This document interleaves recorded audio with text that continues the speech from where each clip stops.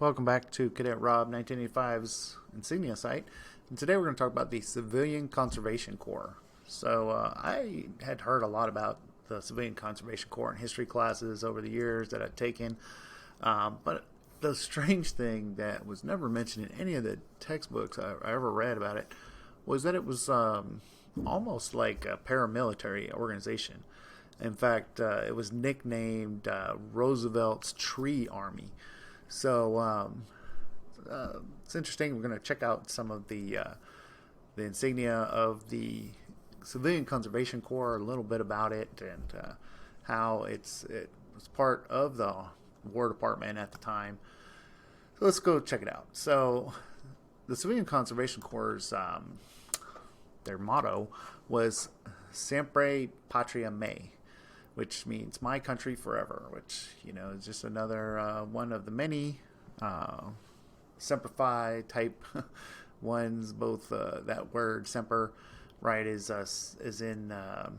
I'm sure I butchered it the first time, right? Semper Patria Me, or Mea. I'm not sure how to say Latin, so please don't torture me about that. But the Marines have Semper Fi, and the Coast Guard Semper Patrius, I think.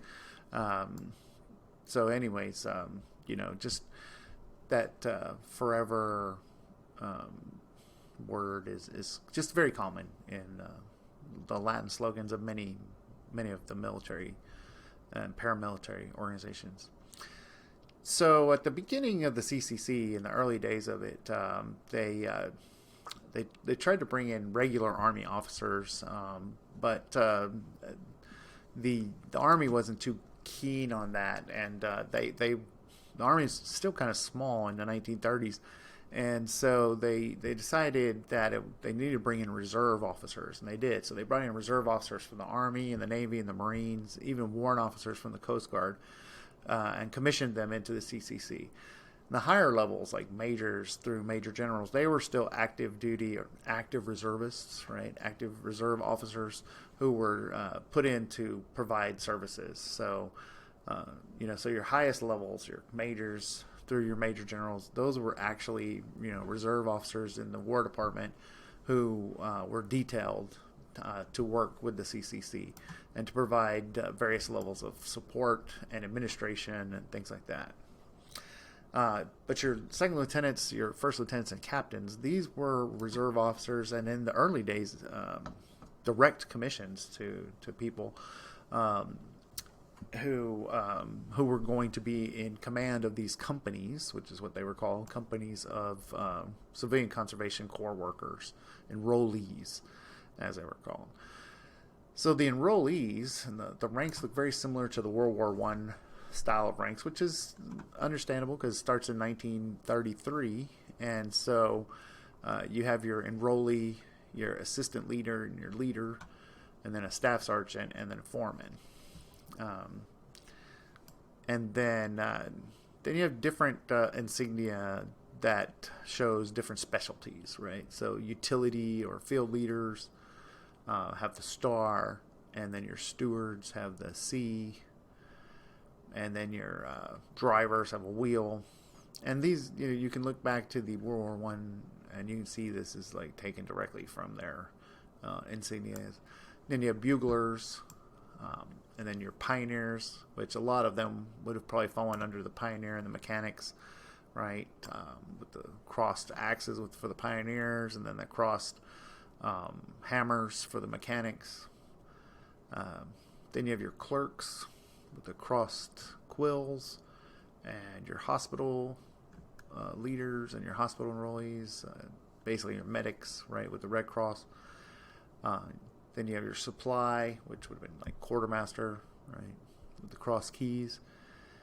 Then your cooks with the little pot, and your educators. This is interesting that education was an important part. They didn't do military drill or anything like that. The idea wasn't to turn them into soldiers, but to turn them into people who could be ready to be soldiers. Roosevelt, of course, and the War Department knew that there was a war coming, and so the idea was to get young men, one, get them a job, right, get them paid, and they could they had to send like almost 90%, I think, of their salary back to a family member, a wife or mother, back home, which helped them, and then also gave these guys a job and opportunity to move up and get back into the workforce, and also to give young men an opportunity to get outdoors and get physically fit. Because if they were going to have a war, they wanted to have a body of men that they could call on to go to war. And so that was one of the ideas. And the education was also part of it too, so it was interesting. That would have been an important part of every company. The bakers, and then finally you have your electricians. So those are the insignia. There's another whole different style of insignia that I found that I haven't been able to reproduce just yet, that I hope to work on in the future. But I just thought this would be a really interesting little side thing about the Civilian Conservation Corps. It's not really military, but it was run by the War Department, under the War Department, and which I never knew. And so check it out. Go to my website.